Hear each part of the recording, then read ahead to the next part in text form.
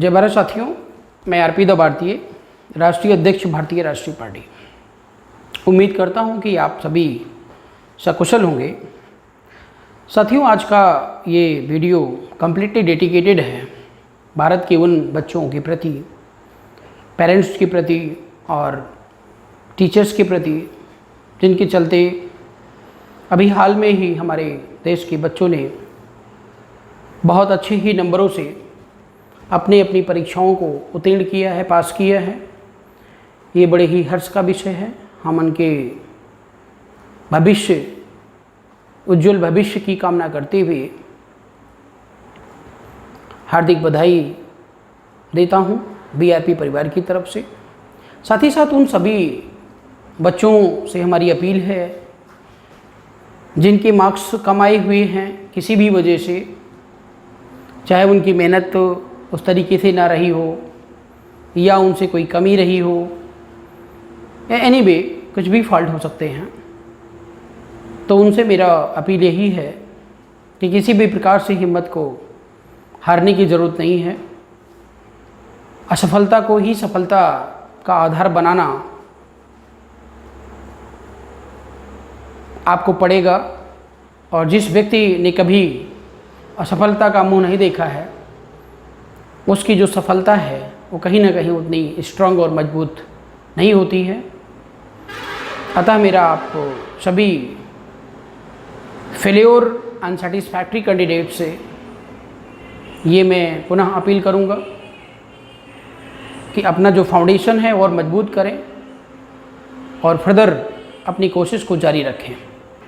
कि ज़िंदगी में लोग पढ़ाई तो करते हैं, असफलता और सफलता उनके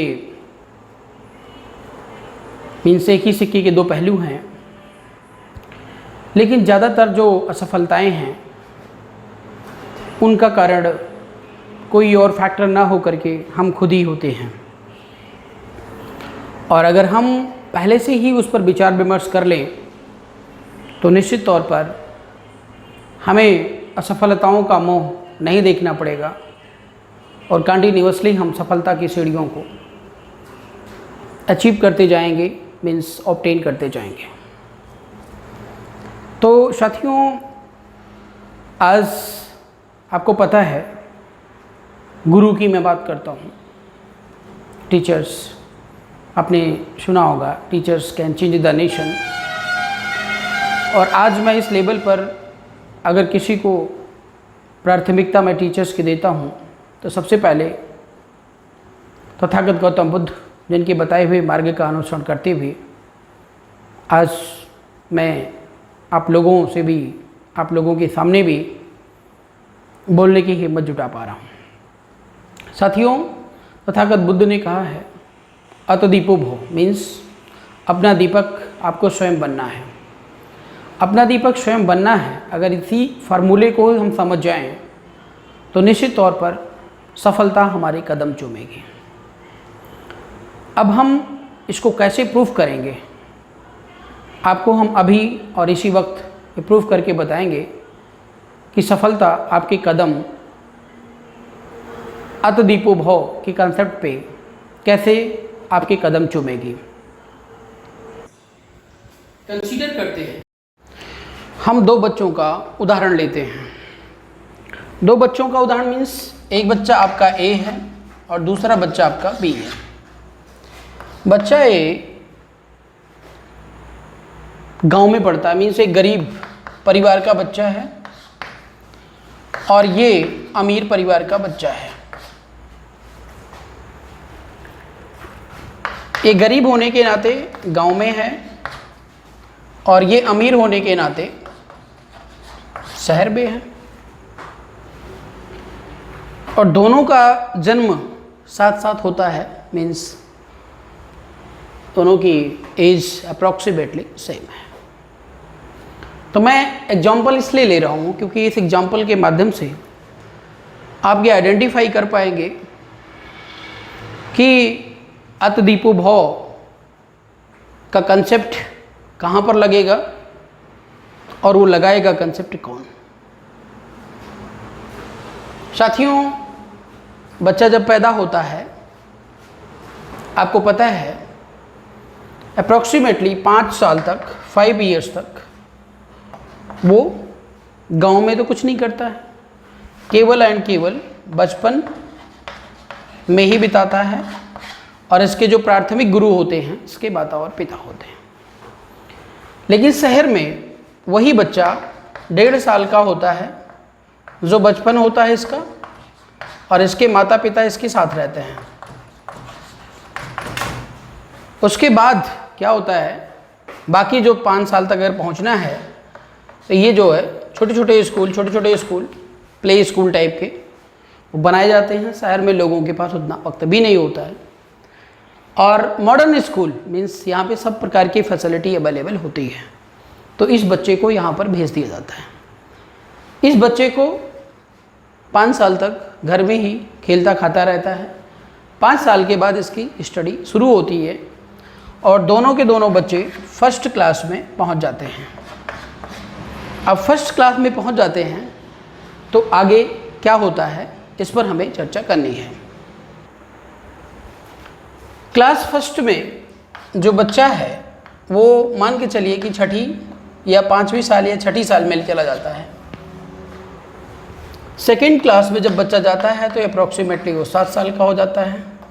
थर्ड में जाता है 8 साल का हो जाता है। फोर्थ में जाता है 9 साल का हो जाता है। फिफ्थ में जाता है तो ये 10 साल का हो जाता है। और सेम यही कंडीशन इसके ऊपर भी लागू होती है। लेकिन जो व्यवस्थाएं यहाँ पर इसके पास हैं वो व्यवस्थाएं यहाँ पर अवेलेबल नहीं हैं, बिकॉज ऑफ देहात एरिया मीन्स जहाँ पर गवर्नमेंट का कोई ध्यान नहीं जाता है और लोग वहाँ पे पशुओं की ज़िंदगी अक्सर जीते हैं और कोई भी गवर्नमेंट उन पर ध्यान नहीं देती है। और वो लोग जीडीपी में, भारत देश की जो जीडीपी है उसकी ग्रोथ में बहुत बड़ी इंपॉर्टेंट भूमिका रखते हैं। 10 साल का बच्चा हो गया आपका, 5th क्लास में पहुंच गया।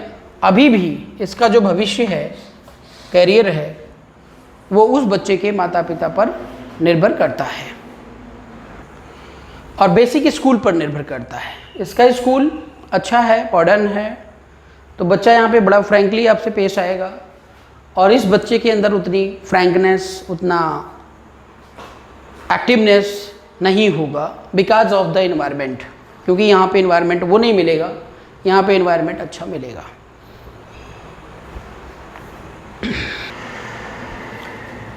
बच्चा आपका 6 ईयर का हो गया, 6 क्लास में है, 11th 11 साल का होगा, 7th में पहुँचेगा 12 साल का, ऐसे ऐसे करके 12th क्लास में पहुँचते पहुँचते वो 17 साल का हो जाएगा। सेम यही कंडीशन यहाँ पर भी है। अब आप देखेंगे साथियों, 6ठी क्लास, 7th क्लास या 8th क्लास तक हम मान लेते हैं बच्चा कुछ नहीं जानता है। वो जैसे उसके पेरेंट्स सिचुएशन को मेंटेन करते हैं, स्कूल वाले जैसे कहते हैं, वैसा ही बच्चा डेली रूटीन में आकर के अपने एक्टिविटी में इन्वॉल्व रहता है। लेकिन जब बच्चा 9th 10th और 11th की तरफ बढ़ता है, ये मतलब किसी भी स्टूडेंट का जो फाउंडेशन है वो 9th 10th 11th और 12th है। अब 9th 10th 11th 12th में अगर बच्चा जाता है तो बच्चे के अंदर इतनी समझ हो जाती है कि क्या सही है और क्या गलत है। मीन्स यहीं पर आपको अतदीपो भव मीन्स अपना दीपक स्वयं बनना है, स्वयं डिसाइड करना है, इस पर निर्भर करता है। सपोज करिए ये जो बच्चा है, ये बच्चा अतदीपो भव का पालन करता है। इसको यहाँ पर 9th क्लास में समझ में आ जाता है कि हमें वास्तव में स्टडी करनी चाहिए। हो सकता है कि किसी ने उसको सही मार्गदर्शन दिया हो, या हो सकता है कि वो अपने माता पिता की जो स्थिति है उसको देख करके प्रभावित हुआ हो और उसने ठानी हो कि हमें कुछ डिफरेंट करना है लाइफ में, या समथिंग अपने आप को हमेशा ज़िंदगी की रेस में आगे रखना है, उसने डिसाइड कर लिया। अब स्टार्टिंग इसका जो फाउंडेशन है वो कमज़ोर था, लेकिन आगे डिसाइड करने के बाद इसका फाउंडेशन यहाँ पर स्ट्रांग होना शुरू हो गया। वही जो ये बच्चा है यहाँ पर इसका स्ट्रांग फाउंडेशन स्टार्टिंग एज में था। अभी बड़े घर का बच्चा है तो बड़े मॉडर्न तरीके से रहेगा, एक्सटर्नल एक्टिविटी में ज़्यादा इन्वॉल्व रहेगा। और हम ये नहीं कह रहे हैं कि ये नहीं सोचेगा, अच्छा नहीं सोचेगा, लेकिन ऐसा भी हो सकता है कि वो पढ़ाई लिखाई को हल्के में लेकर के एक्सटर्नल एक्टिविटीज़ में ज़्यादा इन्वॉल्व रहे। तो इसका जो 9th है, 10th है, 11th है और जो इसका 12th है, ये 4 क्लास, इस 4 क्लास को ये बड़े ही लाइटली लेता है। मीन्स इसने अत दीपो भाव का पालन नहीं किया। इसके पास पैसे थे घूमने, इसके पास प्रॉब्लम हो सकती थी, पैसे नहीं थे, हो सकता है इस वजह से ना घूम पाया हो, या इसकी जो है स्थिति बड़ी दयनीय रही हो, गरीब परिवार से है इसलिए नहीं कर पाया हो। इसके पास ज़्यादा पैसे थे, किसी प्रकार का रोक टोक था नहीं, इसने हर एक्टिविटी में इन्वॉल्व हुआ और अपने आप को मॉडर्न बना लिया। 4 साल इसने जो है अपना बेकार कर दिया और इसने 4 साल को बहुत अच्छे से बना लिया। अब जिस स्थिति में आज आप हैं, आप टॉपर हैं, अच्छे नंबर लेकर आए हैं, पेरेंट्स आप पर गर्व कर रहे हैं, टीचर आप पर गर्व कर रहे हैं, तो सपोज दैट यहाँ पर ये 12th क्लास में अच्छी पोजीशन को मेंटेन कर लेता है और ये आपका लूजर हो जाता है। लूजर इन द सेंस बहुत कम नंबरों से पास हो रहा है या फेल हो गया है। तो मैं फेल की बात नहीं करूँगा, लेकिन नंबर इसके कम आ रहे हैं कि बहुत ज़्यादा इंप्रेसिव। अब इस स्थिति में सबसे पहले तो इसका फाउंडेशन कमज़ोर हो गया। अब क्या करना है आपको, 12वीं के बाद अगर आप ग्रेजुएशन में जाते हैं तो मान के चलिए अप्रॉक्सीमेटली 4 साल, 17 और 4 21 हो गया। 2 साल आप पोस्ट ग्रेजुएशन में लगाते हैं अप्रॉक्सीमेटली, तो 2 साल आप यहाँ पे ले लीजिए। 23 साल की उम्र में आपकी स्टडी फिनिश हो जाती है और इसकी भी वही कंडीशन है। अब ये जो है ये ईमानदारी से पढ़ रहा है, इसके पास मार्क्स हैं, अच्छा रिजल्ट है, और ये जो है काम चलाने के लिए पढ़ रहा है। काम चलाने का मतलब है आजकल स्कूल कॉलेजेस की कमी नहीं है, school colleges as a business चल रहे हैं। तो ये किसी भी स्कूल में पैसे के बल पर एडमिशन लेता है, पैसे के बल पर रिजल्ट लेकर आता है। ये बच्चा जो है चाहे जाने में चाहे अनजाने में अपने काम को बड़ी डेडिकेशन के साथ कर रहा होता है। आगे चल करके कंपटीशन की तैयारी कर रहा है, कैसे भी सपोज दैट ये ग्रेजुएशन के बाद से ही आईएएस की तैयारी करने लग जाता है। 2 साल के अंदर 1 बार 2 बार 3 बार के अटेम्प्ट में 23 साल 24 साल 25 साल 2 साल इसकी प्रिपरेशन की बात करते हैं। अगर ऑलरेडी ये आईएएस की तैयारी कर रहा है तो पहले से भी अपना फाउंडेशन बनाएगा। तो 25 साल की उम्र में अगर ये बच्चा आईएएस का एग्जामिनेशन क्वालिफाई कर लेता है, और ये क्या करेगा आप समझ सकते हैं, इसने पढ़ाई को बहुत अच्छे से नहीं किया तो इसका अगर नंबर कहीं पर हो सकता है ज़्यादा हो, लेकिन जब आप इंटरव्यू वगैरह में जाएंगे, सपोज दैट मैं टीचर हूँ, आपके स्कूल में पढ़ाने के लिए आता हूँ और मेरे पास अच्छी अच्छी डिग्री है, लेकिन अगर मेरे से आप कहिए कि मैं 10th क्लास को क्लास दूँ या 12th क्लास को क्लास दूँ और क्वेश्चन को सॉल्व करने में या बच्चों के डाउट्स को क्लियर करने में असक्षम हूँ, तो डेफिनेट सी बात है कि हमारी डिग्री धरी की धरी रह जाएगी, कोई हमें लाइक नहीं करेगा। सेम उसी तरीके से इस बच्चे के अंदर डिग्रियां हैं लेकिन टैलेंट नहीं है। टैलेंट ना होने के नाते कोई इसको पूछने वाला नहीं है। इस स्थिति में अगर इसको जॉब नहीं मिलती है, ये व्यक्ति यहाँ पे जॉबलेस हो गया, इसको नौकरी नहीं मिलती है, नौकरी अगर नहीं मिलती है तो कोई पूछने वाला नहीं है। अब ये भी अपनी उसी पर्टिकुलर एज मीन्स 25 की उम्र में पहुँच चुका है, और जब ये ज़िंदगी के मतलब लाइफ के शिखर पर होगा, मीन्स आईएएस की एग्जामिनेशन को क्वालिफाई कर लेगा, क्वालिफाई कर लेने के बाद जब लाइफ सेटल होती है तो ऑब्वियस सी बात है घर वाले आपसे उम्मीद भी रखना शुरू करते हैं। और इस मोमेंट में सबसे पहले तो आपकी शादी बड़ी ही इम्पॉर्टेंट भूमिका रखती है। जैसे आप 24-25 या एक पर्टिकुलर एज को क्रॉस करते हैं तो भारत देश में शादी करना जो है बड़ा इम्पॉर्टेंट माना जाता है। तो शादी के लिए अगर कोई भी आपके पास आता है या एक आईएएस अपना लाइफ पार्टनर ढूंढता है या ढूंढती है, तो वो कैसा ढूंढेगी? एक आईएएस को ही एक्सेप्ट करेगी या उस लेवल का कोई भी हाई प्रोफाइल टैलेंट हो तभी वो उसे एक्सेप्ट होगा। तो यहाँ पर अगर ए आईएएस दूसरे आईएएस से शादी कर लेता है, मीन्स 1 और 1 मिलकर के 11 हो जाते हैं। ज़िंदगी को सुपर और डुपर तरीके से ये बिताना शुरू करते हैं। मीन्स इनकी लाइफ जो है वो सफल हो जाती है अतदीपो भाव के कंसेप्ट के आधार पे। और इसके बाद जो इनके बच्चे आने वाली पीढ़ी होगी, अब ये बच्चे को अगर पढ़े लिखे हैं, इंटेलेक्चुअल पर्सनालिटीज़ हैं, तो ऑब्वियस सी बात है कि अच्छी परवरिश देंगे। लेकिन अब यहाँ पर आप देख लीजिए, जॉबलेस होने के नाते इसको कोई काम नहीं मिला। काम नहीं मिलने की वजह से ये क्या करता है, पैसे, अब ये मॉडर्न फैमिली का है, पैसे वाला था पहले, मम्मी पापा इससे एक्सपेक्ट करेंगे पैसे कमा के लेकर के आओ, क्योंकि इसकी भी शादी करनी है। और शादी अगर इसकी करनी है तो इस कंडीशन में अगर या तो पैसे कमाएगा तो कहाँ से कमाएगा, धोखा देगा, चोरी करेगा, सुपारी लेगा, या कहीं पर कुछ और ऐसे गलत काम करेगा जिससे इसको कम समय में ज़्यादा पैसे की अर्निंग हो, और घर में ला करके अपने आप को दिखाना चाहेगा कि जो है हमने बहुत अच्छे तरीके से पैसे कमाना शुरू कर दिया, बहुत अच्छी प्रोफाइल है, समथिंग झूठ बोलना जनरल सी बात है। अब कोई भी लड़की अगर सीधी सादी इसके पास आती है शादी करने के लिए, तो या तो ये इसको धोखा देगा कि हम बहुत अच्छा कमाते हैं, लोग भी झूठ बोलेंगे, तो हो सकता है कोई अच्छी लड़की इसके जाल में फंस जाए। अगर इसका सारा का सारा मैटर यहाँ पे उजागर हो जाता है तो कोई भी लड़की इसके दायरे में नहीं आने वाली है। कहने का मतलब यहाँ पे ये जॉबलेस अगर है तो दूसरी भी जॉबलेस आएगी। कहने का मतलब क्या, एक असफल व्यक्ति के साथ एक असफल दूसरा व्यक्ति, अगर वो लड़की वो लड़का, दोनों मिल करके डबल असफल हो जाएंगे और पूरी ज़िंदगी को घुट घुट करके जीना शुरू कर देंगे। मीन्स लड़ाई झगड़ा, अनसेटिस्फैक्शन एंड डाइवोर्स, पता नहीं मतलब क्या क्या चीज़ें हो जाती हैं। वो चीज़ें जब लाइफ में पैसा नहीं है, लाइफ कम्प्लीटली सेटल नहीं है, तो बहुत सारी ऐसी चीज़ें होती हैं जो फेस करनी पड़ती हैं। और अगर ये दोनों पति और पत्नी अपनी लाइफ से असंतुष्ट हैं तो आने वाले दिनों में जो इनके बच्चे होंगे वे कैसा बनेंगे, किस प्रकार, किस डायरेक्शन में जाएंगे, ये कहना बड़ा कठिन है।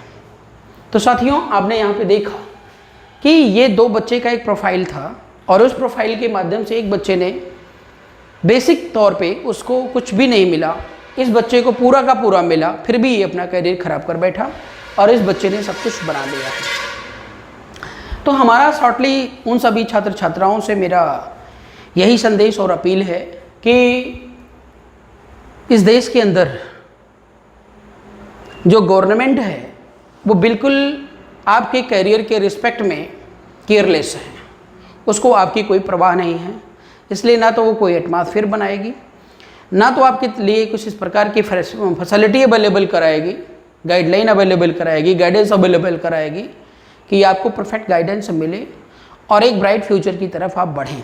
जैसे ये लड़का बिगड़ रहा था तो इसको सरकार कभी कोई बाउंडेशन नहीं लगाने वाली है। इसको आपने पढ़ाई किया, इस लड़के ने पढ़ाई किया, अच्छे से मेहनत किया, तो इसको भी सरकार ने कोई गाइड नहीं किया। आपने अपने निर्णयों के आधार पे ये चीज़ कर सके हैं। और यहाँ पर माता पिता अनपढ़ थे, कुछ बता ही नहीं सकते थे। यहाँ पर माता पिता हो सकता पढ़े लिखे ही रहे हों, लेकिन क्या किसी को जेल के अंदर बंद रख करके पढ़ाया जा सकता है? आपकी इच्छा पढ़ने की नहीं है लेकिन अगर मैं आपको कहूँ नहीं पढ़ो पढ़ो पढ़ो, तो आप कब तक पढ़ेंगे? आप नहीं पढ़ेंगे, बैठे भले रह सकते हैं, लेकिन कभी भी आप जो है अपने आप को कंफर्टेबल फील ना करके और कंप्लीट डेडिकेशन के साथ स्टडी नहीं हो सकती है। मीन्स क्या है, बिना इच्छा के कुछ भी संभव नहीं है और इच्छा आपको अपने आप में डेवलप करनी पड़ेगी। इच्छा तब आपको डेवलप होगी जब आपको आपका भविष्य, कैरियर या वक्त की जो इम्पोर्टेंस है वो पता होगी, तभी संभव है। तो ओवरऑल साथियों, किसी के पेरेंट्स पढ़े हैं, किसी के पेरेंट्स नहीं पढ़े हैं, ये मैटर नहीं करता है आपकी लाइफ में सफल और असफल होने का। अगर आप अपना निर्णय खुद लेना चाहते हैं, खुद लेते हैं और वो भी राइट डायरेक्शन में लेते हैं, तो निश्चित तौर पर सफलता आपकी कदम चूमेगी। और एक नेचुरल थिंग है, आपको मैं बताऊं कि जब आप कोई एक्टिविटीज़ करने जाते हैं तो एक ह्यूमन क्लॉक और ह्यूमन नेचर होता है। जब भी आप कोई गलत काम करने जाएंगे तो वो नेचुरल सी बात है कि आपका माइंड उसको रोकता है। जैसे सपोज दैट कि आप जा रहे हैं, रास्ते में कहीं 2000 का नोट गिरा हुआ मिला, पड़ा हुआ मिला तो आप तुरंत देखते नहीं उठा लेंगे, आप एनालाइज करेंगे, नोट उठाऊं कि ना उठाऊं, कोई देख रहा है नहीं देख रहा है, उठाऊं तो किसे दूं, मतलब आपको एनालाइज करने का पूरा मौका देता है। और एनालाइज करते करते आप उस डायरेक्शन में जाते हैं जो गलत होता है। इसको कहते हैं इंद्रियों पे कंट्रोल ना होना। गलत डायरेक्शन का मतलब आपने रुपए उठाया और जेब में रख लिया, चाहे वो बंदा साइड से देख भी रहा हो। नेक्स्ट केस है, जनरली गांव में देहात में वैसे भी पेरेंट्स आपको बताते रहते हैं कि अर्ली मॉर्निंग उठ करके आपको स्टडी करनी चाहिए, लेकिन विंटर सीजन अगर है तो अक्सर जो रजाई का जो टेस्ट है वो कुछ अलग ही होता है। और रजाई के उस टेस्ट में सुबह अगर मम्मी पापा आपको 5 बजे 4 बजे उठाने का प्रयास कर रहे हैं और सुबह मॉर्निंग में आपका पेपर भी है, एग्ज़ाम भी है, तो आप जग जाते हैं, एनालाइज भी करते हैं। मम्मी कहते बेटा उठो, बेटी उठो, आप भी कहते हैं हाँ उठ रहे हैं उठ रहे हैं, 2 मिनट और 2 मिनट और 3 2 मिनट और 2 मिनट और लगाए रखते हैं, लेकिन समय से आप उठ नहीं पाते हैं। और जब उठते नहीं हैं तो समय निकल जाता है। आप 7 बजे उठते हैं, तब तक आपका टाइम निकल जाता है, और टाइम निकलने के बाद आप अपना कंप्लीट रिवीजन नहीं कर पाते हैं। रिवीजन नहीं कर पाएंगे तो पेपर अच्छा नहीं होगा, पेपर अच्छा नहीं होगा तो फेलियर होना निश्चित है। तो ये पॉइंट है डिसीज़न लेने की क्षमता। अपने अंदर डिसीज़न लेने की क्षमता अगर डेवलप हो जाए, अपने इंद्रियों को अगर आप कंट्रोल में रख सकते हैं, तो निश्चित तौर पर आप कभी ज़िंदगी में असफल नहीं हो सकते। तो साथियों, आज इतना ही। और बहुत सारे वीडियोज़, बहुत सारे थॉट्स हमारे माइंड में रहते हैं। मैं आपके बीच में उपस्थित होता रहूँगा। और आज से ही आपको ये डिसाइड करना है कि हमें अत्यधिक उपभोग के फार्मूले पर काम करना है और ज़िंदगी के हर मोमेंट में सफल होना है। बहुत बहुत धन्यवाद।